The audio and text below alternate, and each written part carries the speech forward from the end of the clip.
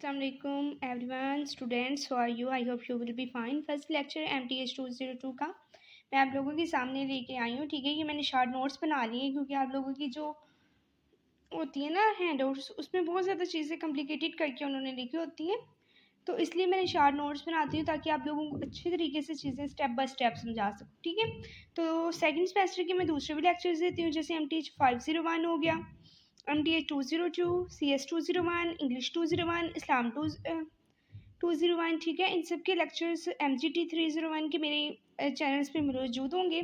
कुछ मैं इस चैनल्स पे देती हूँ और कुछ मैं सेकंड चैनल पे देती हूँ। अपने सेकंड चैनल का लिंक डिस्क्रिप्शन में होगा। ठीक है, उसको आप लोग जाके सब्सक्राइब कर लें और इसको भी सब्सक्राइब कर लें ताकि आप लोगों को शॉर्ट नोट्स, ये जब शॉर्ट नोट्स आप लोगों के लेक्चर्स कंप्लीट हो जाएंगे ना, इंशाल्लाह 15 डेज़ पहले मिड टर्म से ये शॉर्ट नोट्स आप लोगों को मिल जाएंगे। ठीक है, वैसे भी आप लोग शॉर्ट नोट्स देख सकते हैं, आप लोग लिख सकते हैं यहाँ से देख के। ठीक है, अपने शॉर्ट नोट्स बना सकते हैं।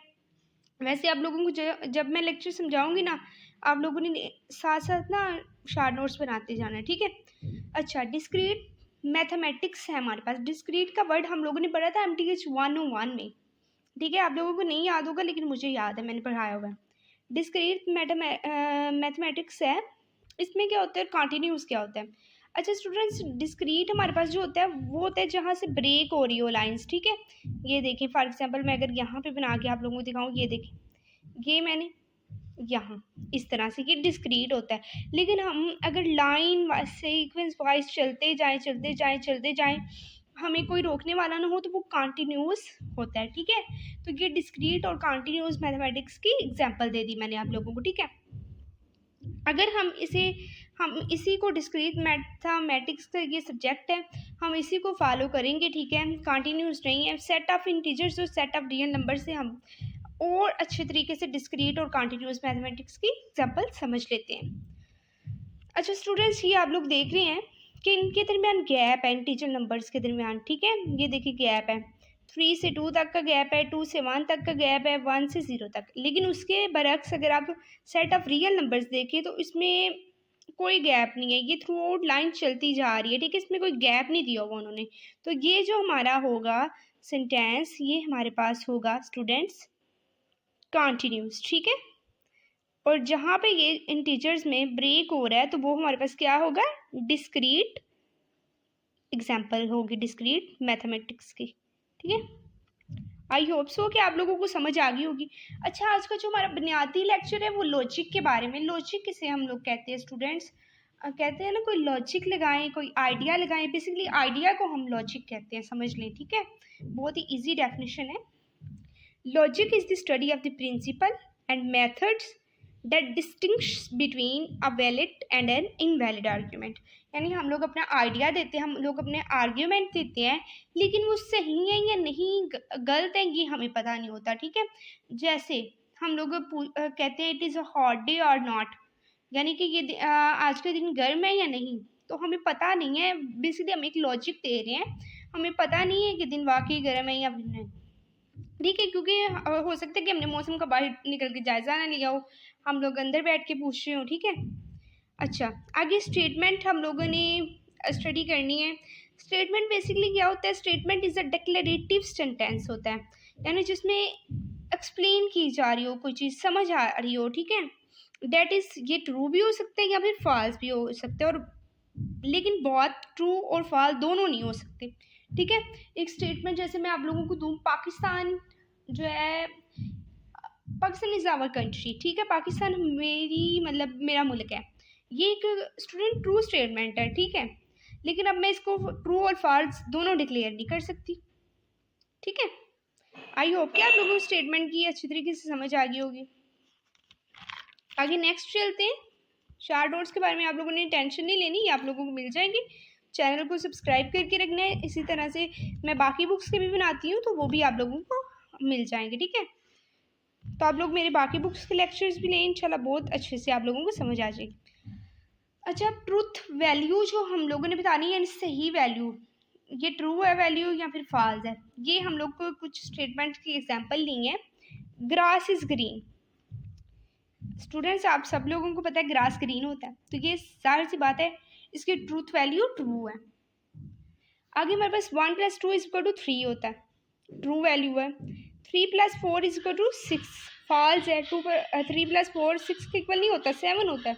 There are 2 fingers in hand, आपके हैंड में कोई 5 फिंगर्स हैं, 2 फिंगर्स तो नहीं है ना, 5 है, तो ये फॉल्स होगी। ठीक है, आगे कुछ उसने प्रपोजिशन की एग्जांपल्स ली हुई हैं, मैंने आप लोगों के साथ ये भी। अच्छा, इसमें ये जो 2 एग्जांपल्स हैं ना, ये समझने वाली हैं। Close the door, student close the door false है। क्यों? क्योंकि इसमें ये कोई डिक्लेरेटिव सेंटेंस नहीं है। ठीक है, हमें कोई इसमें स्टेटमेंट नहीं उन्होंने दी हुई। आगे हमारे पास है x इज ग्रेटर देन 2, ये भी हमारे पास एक सेंटेंस नहीं बन रहा। ठीक है, क्योंकि x ग्रेटर देन 2 है, पीछे तो हमें उसने कोई ये वेरिएबल है, कोई उसने पीछे बताया भी नहीं हुआ, तो ये फॉल्स भी हो सकता है और ट्रू भी हो सकता है। इसका पता ही नहीं है हम लोगों को कि ये फॉल्स है या ट्रू है। अगर इस तरह से ये वाली एग्जांपल होती ना, x इज इक्वल टू 1 है और x ग्रेटर देन 2, तो हम लोगों ने ये कर लेना था कि मतलब ये फॉल्स है। क्यों? क्योंकि x जब 1 के इक्वल है तो वो ग्रेटर देन 2 के हो नहीं सकता। लेकिन यहाँ पे आप लोगों को बस उसने x ग्रेटर देन 2, पीछे कोई हिंट नहीं दी हुई, तो ये फॉल्स भी हो सकता है, ट्रू भी हो सकता है। तो हम इस सेंटेंस को लिखेंगे not a sentence. He is very rich man.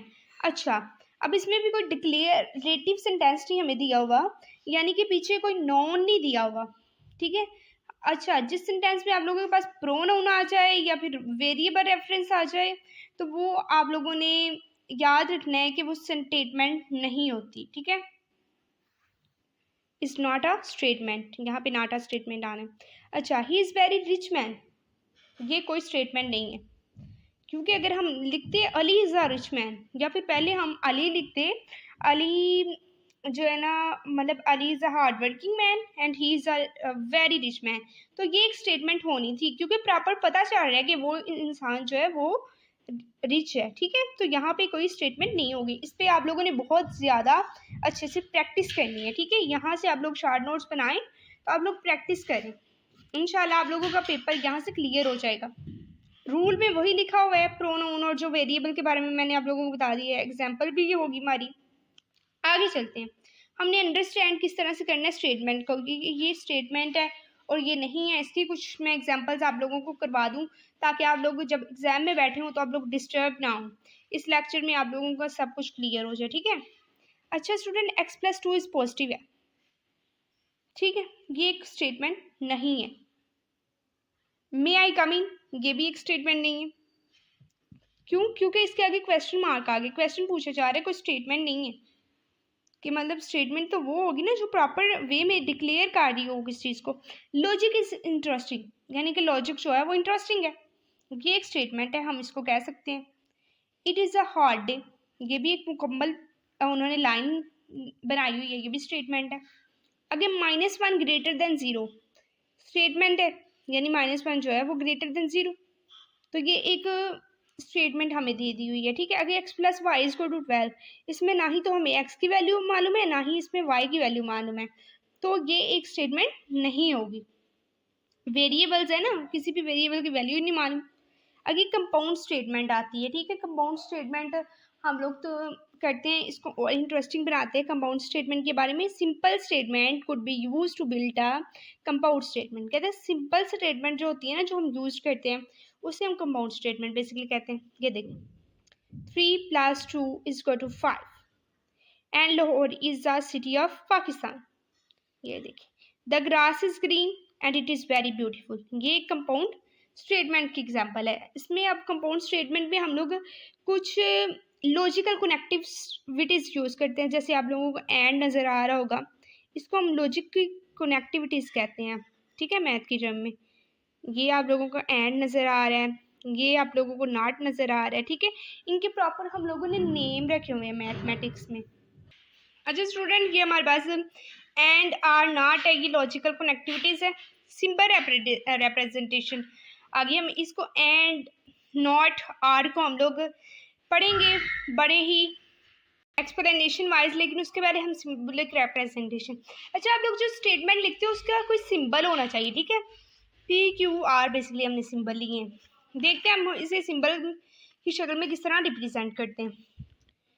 P, Pakistan, Islamabad is the capital of Pakistan. Q17 is divided by Q. अच्छा, आगे हमने लॉजिकल कनेक्टिविटीज इसकी पढ़नी है। इस टेबल को आप लोगों ने याद करना है, अक्सर एमसीक्यूज में, क्लास क्वेश्चंस में ये पूछा जा सकता है, ठीक है। नेगेशन, नॉट को कहते हैं हम, इसका सिंबल है, इसको हम बोलते हैं टाइडल, टाइल्ड बोलते हैं। आगे कंजक्शन है, एंड को बोलते हैं, इसको हम हैड बोलते हैं। डिस्टिंक्शन है, इसको आर बोलते हैं, इसका वेल नाम है। कंडीशनल है, इफ या फिर देन, इसमें एरो आता है। बाई कंडीशनल हो, इफ भी हो एंड ओनली इफ भी हो तो डबल एरो आते हैं। इसको हम लोग आगे इम्प्लीमेंट करते हैं तो आप लोगों को बताती हूँ। एग्जाम्पल्स हैं स्टूडेंट्स, देखें हमने पी क्यू लगाया हुआ है। अच्छा, अब आप लोगों हम एंड, नॉट और आर का यूज़ देख लेते हैं, फिर हम लोगों ने किस तरह से रिप्रेजेंट करना है इसको। Islamabad is the capital of Pakistan and 17 is divisible by 3। तब इस्लामाबाद जो है उसको हमने पी से, is the capital of Pakistan, P से रिप्रेजेंट किया है और डिविजिबल को क्यू से रिप्रेजेंट किया है। अच्छा, पी दरमियान में क्या आ रहा है, एंड का साइन लगाएंगे और क्यू। अच्छा, Islamabad is the capital of Pakistan और Lahore is the capital of Pakistan. Sorry, यहाँ पे पी ही आएगा, ठीक है, क्योंकि पाकिस्तान आ रहा है। अच्छा, पी और पी और का साइन लगाएंगे। आगे it is not a hot day, इसमें नॉट का साइन लगाएंगे, ठीक है। आगे बेसिकली हमने मर्ज करके सेंटेंसेस को लिखा हुआ है। It is hot and it is sunny. It is not hot, not का sign. It is hot and sunny, and का साइन आएगा दरमियान में। इट इज़ हॉट और सनी, इसमें पी वी क्यू आएगा, यानी उसका साइन आएगा। It is not hot but Sunny. अच्छा, इट इज़ नॉट, नॉट पहले लगाएंगे हम, आगे हॉट है बट सनी। अच्छा, एंड या बट, इसकी जगह पे आप लोगों ने ये साइन लगाना है। इट इज़ नेदर हार और नार, अब नेदर 2 दफ़ा आ रहा है, हार्ट के पीछे भी और नार के। आगे देखिए हमने प्रॉपर सिंबॉलिक लगाने होते हैं, जैसे जिया इज़ हेल्दी, हेल्दी एज को रिप्रेजेंट करता है। वेल्दी, वेल्दी डब्ल्यू को रिप्रेजेंट करता है। वाइज, अब यहाँ पे हम डब्ल्यू लगा सकते हैं, हम एस लगाएंगे, ठीक है। आगे देखें इसको, अब सिंबॉलिक जैसे हमने ऊपर, Zia is healthy and wealthy but not wise. अब यहाँ पे हमने क्या सिंबल यूज़ किया, हेल्दी। आप लोगों ने प्रॉपर सिंबल यूज़ करने हैं पेपर में, ये नहीं है कि जोन सा मर्जी उठा के लगा देना। प्रॉपर स्टूडेंट आप लोगों ने सिंबल यूज़ करने हैं, ठीक है। अब वो पहले आप लोगों को समझाने के लिए था, जस्ट अब स्टेप स्टेप वाइज हम लोग समझ रहे हैं सब कुछ।